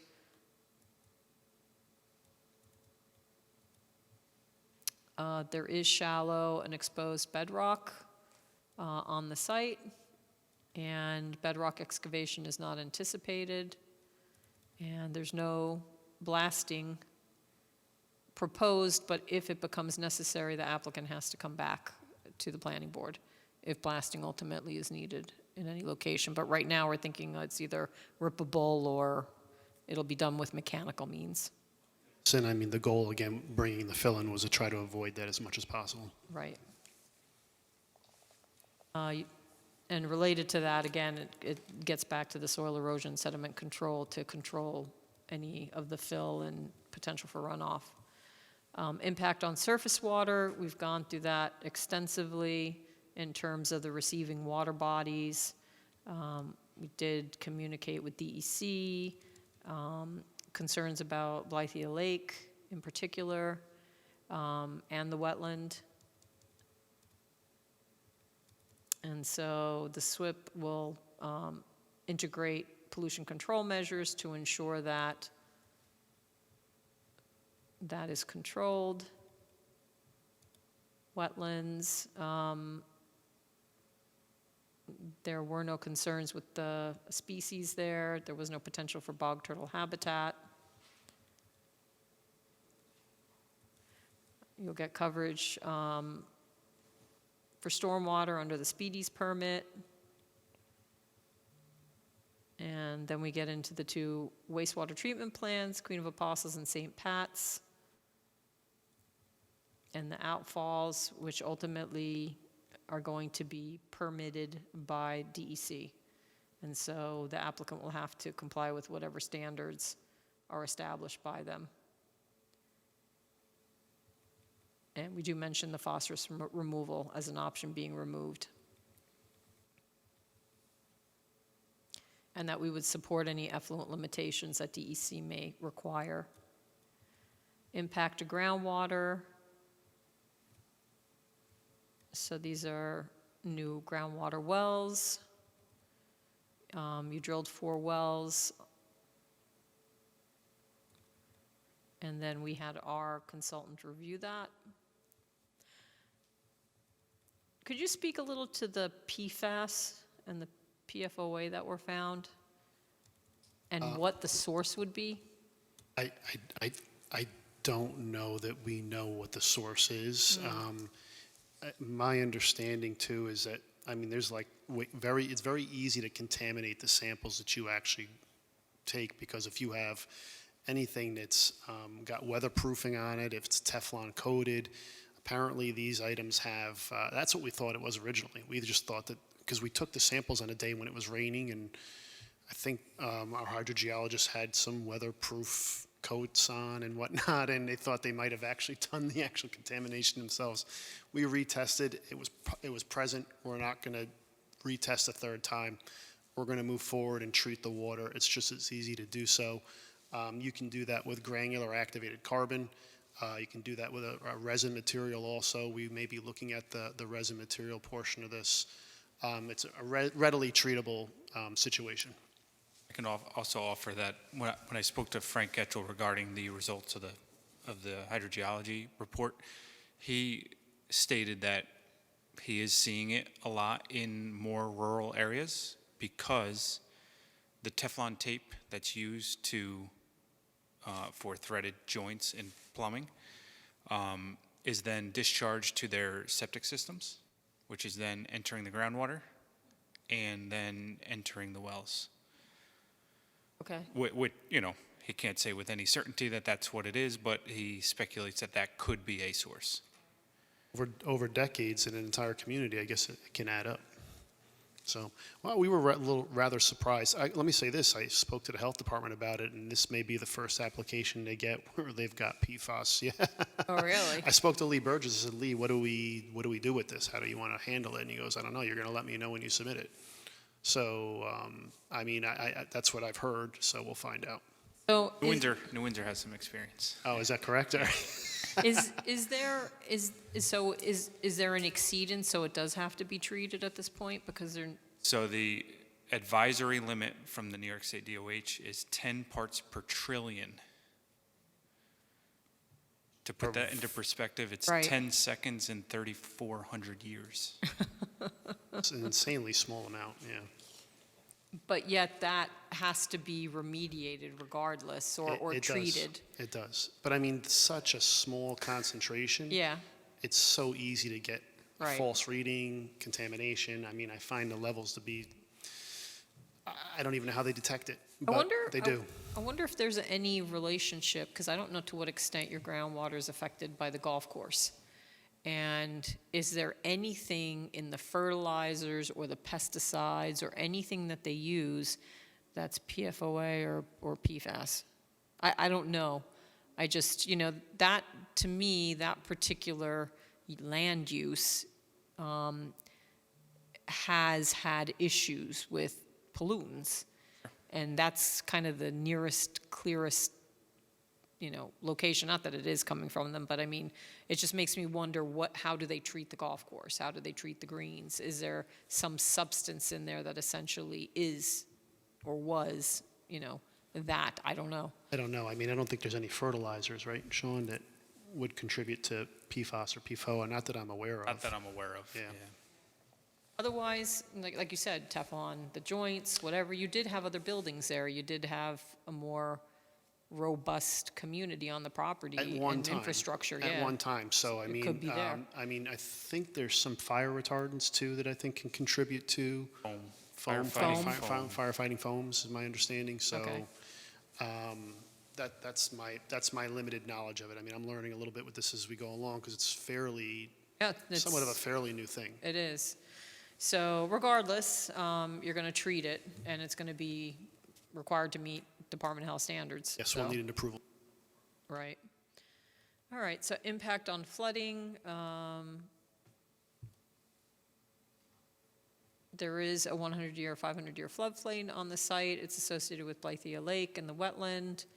There'll be minor encroachments, but it's not considered significant. And we have our SWIP that will mitigate against any impacts regarding flooding, plants and animals. DEC identified northern long-eared bat as well as the timber rattlesnake. When I talked to Mike Grosso, he did say that a timber rattlesnake was encountered on the site and that they had to come in and, I guess, I don't know if they captured it or it left. I forgot what he had mentioned. And so these species were reviewed. Applicable restrictions are provided. When I did speak to DEC, so I did speak to them, they did have a timber rattlesnake encounter.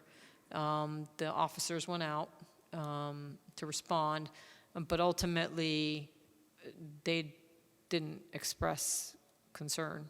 You know, he didn't say that there was additional studies or anything else that needed to be done. No, as a matter of fact, as we go to page 7, there are some items there that are listed bulleted that, as far as I can recall, the DEC did actually not request any of that from me. The only thing they actually requested from me was to put the encounter pamphlet on the plans and make sure that that was a part of the project. So Right. I mentioned that to Sean earlier. I mean, we can both just check our records and even communicate with them to make sure that that's not needed. And Yeah. I would recommend, if that's the case, to strike it from the neg deck. Well, so he did mention to me, he mentioned the education and, I agree with that, yes. yeah, an encounter plan, so. Yep. I was talking about specifically the mesh barrier fence, a timber rattlesnake monitor, and then Right. I think the last paragraph's talking about a taking permit. That was never discussed. We didn't discuss it. I think that's okay to leave in there because it says to the extent required by DEC. So if it's not required by DEC, then, right, you know, we're not But I gonna, don't think there was ever anything in writing from the DEC saying we're definitely not going to need the takings permit, so that's why that's just if it were to be required. The other items were taken from your habitat report, which was, my understanding was what the DEC then relied on in making their determination, so. Okay, I'll double check that. yeah, ultimately, if DEC, I mean, we could always amend the negative declaration, but I think this is based on the reports and everything that we had received, so I'd prefer to leave it as is. And if DEC says something different, then we can always update it. Fair enough. Northern long-eared bat. So these are just the various measures. Indiana bat, which is comparable to the provisions for the northern long-eared. There was no bog turtle. And small world begonia was not encountered. We do have significant natural communities.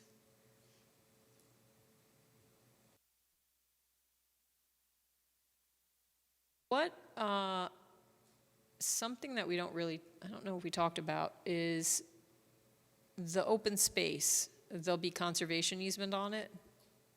Yes, that's have that. requirement of the CCR. Did we map it? Is it already mapped on the It's supposed to plan? do that with the town board, I believe. We do have a plan, but That was actually what I had mentioned earlier, something that I thought it would be helpful to have for when you're making your recommendations is a map, because we talked about this a little bit when going over the neg deck and, you know, what could be included and how the CCR allows, you know, it wants you to focus on sensitive resources, that type of thing in the open space, and there's different areas of the site that could potentially be that open space. So to have the applicant submit to you for review a proposed open space, that way you could then comment your recommendations on it for the town board. Okay. Ultimately, it will be for the town board to decide, but I think it would be good to have that, including the calculations, because I believe they were over the minimum required, the 65, I believe it is.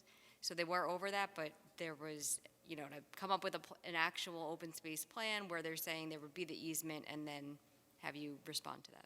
Right. So do we talk about the fact that there will be an easement somewhere in the language here? Talk about open space, the impact on open space and recreation. Okay, So that's on page 10, and I believe Okay. it's elsewhere as well, but that, okay. I just want to make sure we mention that. And then you'll abide by the tree removal restrictions, impact on aesthetics. The scenic buffer will be maintained, except for the access points. Landscaping, did Karen review the landscaping? Okay, so we had Karen review the landscaping. View shed analysis in terms where it would be visible from, that was evaluated. And we're keeping the stone walls and stone pillars and repairing them where necessary. Correct. So with all that, the visual effects are addressed. Historic and archaeological, you did do a Phase 1 archaeological survey, and ultimately was determined that there was nothing of significance. And here's impact on open space and recreation. That's where you get into the amount of open space that's required. Like that, to note that there's the approximate 64.5878 acres is available, as potential open space, but it's, might not all be appropriate for a conservation easement, so that's why you'll definitely meet that minimum, but what will actually be designated is up to the further Town. review. Actually, it'll be interesting because I know other subdivisions in the town, the land has actually been deeded over to the town. Town has like a nice swath of land and open space that's like where Berry Road is and, kind of in that area. They acquired it, I think, through some of the subdivisions. So, I would like the town to consider maybe even going beyond a conservation easement if the client was willing, but we'll find out. That'll be part of their discussion. Impact on transportation. The applicant had retained Creighton Manning, and the town's consultants reviewed the impacts from the traffic, and so that's been addressed. Impact on energy. This just gets into the amount of consumption. Are they going to use solar panels anywhere? Would they use any solar panels? Have they considered it? I don't believe it's been considered at this time, not yet. Okay. Impact on noise, odor, and light. Lighting plan's been reviewed. We're using fixtures that have amber color temperature, and we're keeping the foot candles low to avoid that kind of impact. Impact on human health. No significant impact there. Consistency with community plans. And this is all being proposed as per the CCR zone that the town board had approved.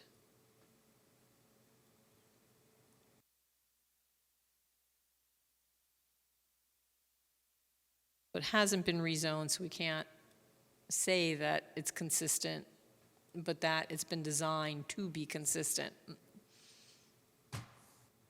And then consistency with community character, you provided fiscal impact information, discussed schools. Obviously a good proportion of this will be senior housing, police, fire, EMS, municipal services. And we did refer these off to the various agencies and didn't get much in the way of, or anything in the way of comments, so.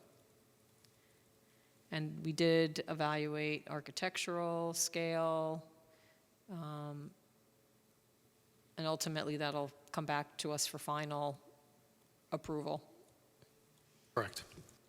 And the landscaping was reviewed by the landscape consultant. So that's what's covered. Anybody have anything to add to that? It was a lengthy document, nicely done by our consultants.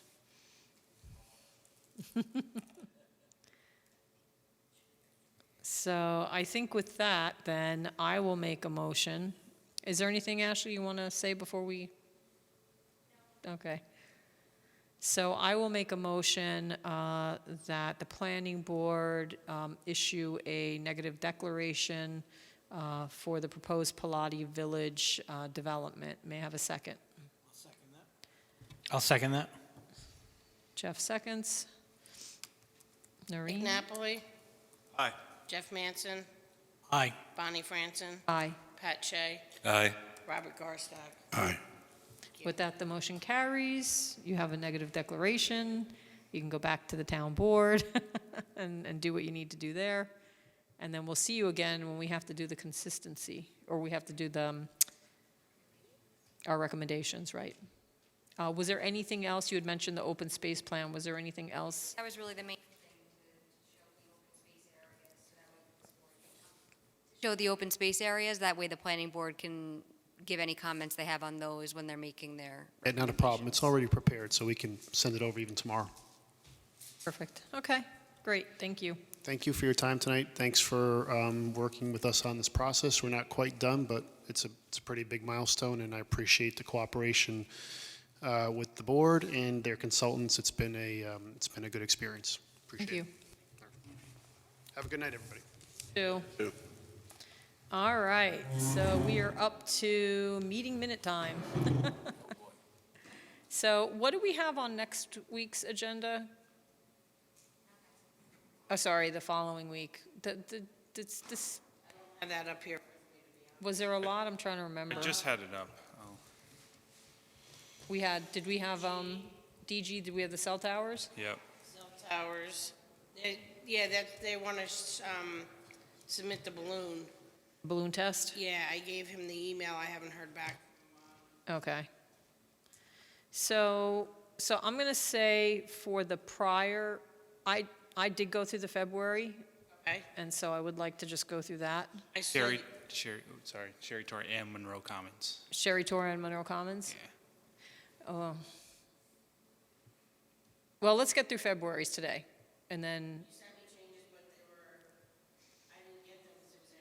right. You know what, then let's we'll do February, and you because never everybody sent can look me at it. April or November changes you had? Yeah, I had them. I don't have them. You don't have them? I Okay. can't find them. All right, I'll resend them. If you send them, then I can make those changes and take the draft off of those two. Okay.